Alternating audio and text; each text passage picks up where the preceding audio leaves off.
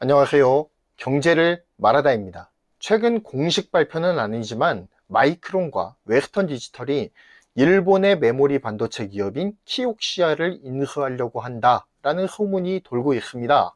아직 두 기업 모두 이를 공식적으로 발표하는 상황은 아닙니다.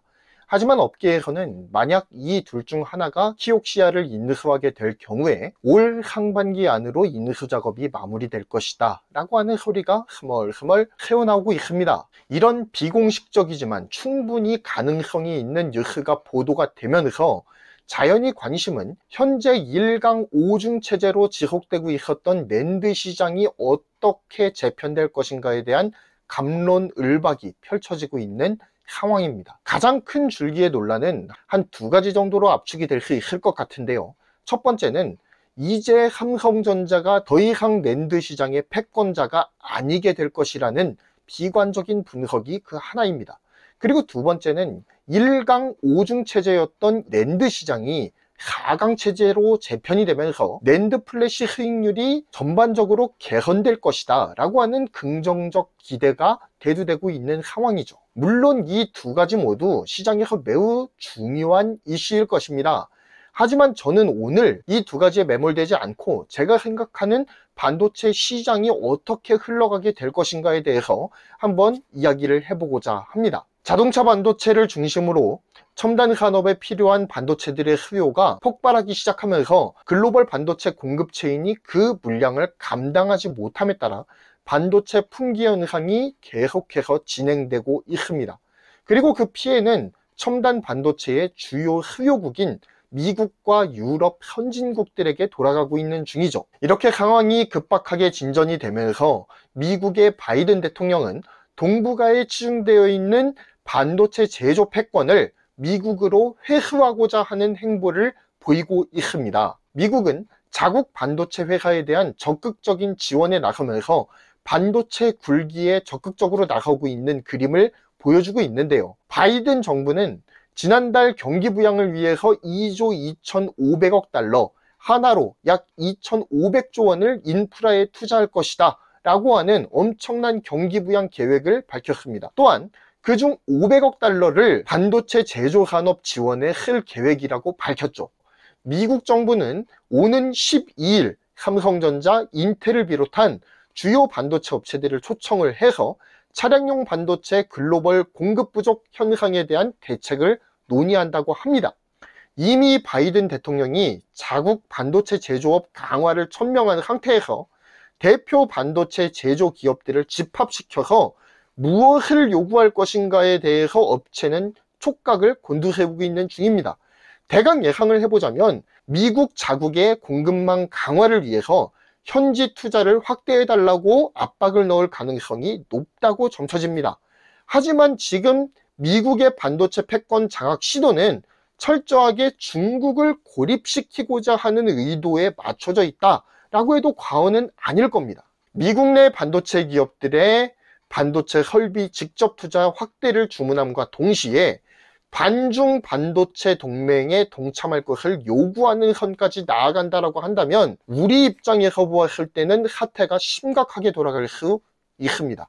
왜냐하면 삼성전자와 하이닉스 등 우리나라의 반도체 기업들은 미국과 중국에 모두 발을 걸치고 있기 때문이에요. 이러한 미국 정부의 반도체 제조업에 대한 지원책과 맞물려서 마치 기다렸다는 듯이 미국 반도체 기업발 각종 뉴스가 쏟아지고 있습니다. 첫 포문은 마이크론이 열었죠. 세계 최초 4세대 10나노 D램 개발 성공, 세계 최초 176단 낸드 플래시의 개발 성공 뉴스를 터뜨립니다. 정확한 의도는 잘 파악이 안 돼요.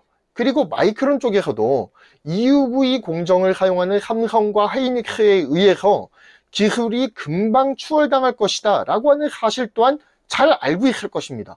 왜냐하면 마이크론은 아직까지도 EUV 활용 계획에 대해서 구체적으로 밝히고 있지 않기 때문이에요. 하지만 미국의 반도체 제조업 지원이라고 하는 큰 그림을 아울러서 볼 때에 비로소 의외로 답이 쉽게 풀릴 수가 있다는 것입니다. 기술적으로는 여전히 삼성과 하이닉스에 대해서 뒤처지는 것이 사실이지만 미국 정부가 마이크론을 도와주기만 한다면 저런 조그만 기술 추월 뉴스 하나만으로도 반도체 시장의 헤게모니를 뒤흔들 수 있다라고 하는 이 계산이 깔려 있지 않을까라는 추측을 조심스럽게 해보는 것입니다. 물론 그것이 현실로 이루어질 가능성은 매우 희박하지만 말입니다. 두 번째 포문은 인텔이 열었습니다. 바로 IDM 2.0을 발표하게 된 것이죠. 인텔이 파운드리 시장에 재진출할 것이다 라고 천명을 합니다. 그러면서 앞으로의 파운드리 시장이 어떻게 흘러가게 될지에 대한 초미의 관심사가 생겼죠. 아마도 파운드리 시장은 두 가지 방향으로 진행될 것 같다라는 생각이 드는데요. 일단 인텔은 TSMC와 삼성이 선진입해서 이미 헤게모니를 쥐고 있는 7나노 이하 초미세 공정에 대한 경쟁력은 없습니다. 팻 겔싱어가 얼마 전에 아무리 7나노 공정에 대한 문제를 해결했다라고 발표를 했다라고 하지만 문제만 해결했다고 해서 7나노 공정이 한순간에 뚝딱하고 만들어지는 게 아니잖아요. 그러므로 7나노 이하 초미세 공정에서의 헤게모니는 당분간 여전히 TSMC와 삼성이 가져갈 것이 자명해 보입니다. 하지만 인텔은 세계 최고 수준의 14나노 공정을 보유하고 있습니다. 오랜 기간 14나노를 유지하면서 인텔은 이 공정에 대한 노하우를 견고하게 쌓아 올렸습니다. 미국의 반도체 기업 중 14나노 이하 공정을 사용해서 설계를 하는 반도체들의 경우 대다수가 TSMC와 삼성과 거래 중이었죠. 14나노 이상의 공정을 수행해서 반도체를 설계하는 그 팹리스 기업의 물량이 인텔로 흡수될 가능성이 있겠죠. 정리합니다. 현재 미국의 반도체 기업에 대한 뉴스들이 많이 등장하면서 한국의 반도체 기업들의 간담을 서늘하게 만들고 있습니다. 개별 기업들끼리의 경쟁이라면 자본주의 경쟁 체제 안에서 선의의 경쟁이 가능하겠죠. 하지만 미국 반도체 기업의 등 뒤에 미국 정부가 자리 잡고 있다라고 하는 사실은 기업의 입장에서 봤을 때는 매우 부담스러운 상황이 아닐 수 없습니다. 웨스턴 디지털이나 마이크론이 키옥시아를 인수할 경우에 낸드 시장의 1위는 미국 기업으로 탈바꿈합니다. 적어도 낸드 시장에서만큼은 패권을 미국에 반납하는 상황이 벌어진다는 거죠. 비메모리뿐만 아니라 메모리에서도 패권을 가지고 싶어하는 것이 미국의 속내입니다. 그렇다면 기로에 선 한국 반도체 어떻게 행동해야 될까요? 저는 한국의 반도체 기업들이 중국이라고 하는 거대 시장을 완전히 포기하기는 어려울 수 있다고 봅니다. 그러나 지금 같은 상황이라면 저는 중국보다는 미국의 무게를 싣고 움직여야 된다라고 봅니다. 전 세계의 팹리스 시장은 거의 미국이 장악하고 있다고 보아도 과언이 아닐 거예요. 지금 중국의 팹리스가 기하급수적으로 늘어나고 있다라고 하는 뉴스들이 계속해서 나오고 있죠. 그렇지만 거의 대부분은 군수업체라든지 아니면 당장은 돈이 되지 않는 전력 반도체가 주력이에요. 하지만 미국에서는 한번 따져볼까요? 세계 1위 팹리스가 질비하다는 겁니다. 외장 GPU의 최강자 엔비디아, 통신칩의 최강자인 퀄컴과 브로드컴, CPU 최강자 인텔, CPU의 2인자인 AMD 등 현재의 팹리스 생태계는 미국이 꽉 잡고 있다고 보아도 과언이 아니라는 거예요. 그렇다면 파운드리 육성으로 2030년까지 비메모리, 메모리 모두에서 세계 1위를 차지하겠다라고 하는 원대한 꿈을 가진 삼성전자가 택해야 될 길 어디일까요? 자명합니다. 바로 미국이죠. 물론 중국을 아예 배제하진 못할 겁니다. 시안 공장에 쏟아부은 돈의 총액이 150달러예요.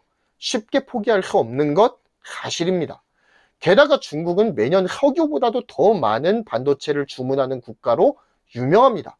특히 메모리 시장에서는 가장 큰 손이죠. 그래서 삼성전자도 메모리는 최대 수요국인 중국에, 파운드리는 미국에 양다리를 걸치고 있는 것입니다. 하지만 미국과 중국 중 양자택일의 구도가 지금처럼 지속된다고 한다면 삼성의 입장에서도 매우 피곤할 수밖에 없죠. 매우 복잡한 셈법이 존재하는 지금의 반도체 시장에서 삼성전자는 어떤 선택을 내리게 될까요? 귀추가 주목됩니다. 이상 반도체 시황을 정리해드린 경제를 말하다였습니다. 구독과 좋아요 그리고 알림 설정 부탁드립니다. 감사합니다.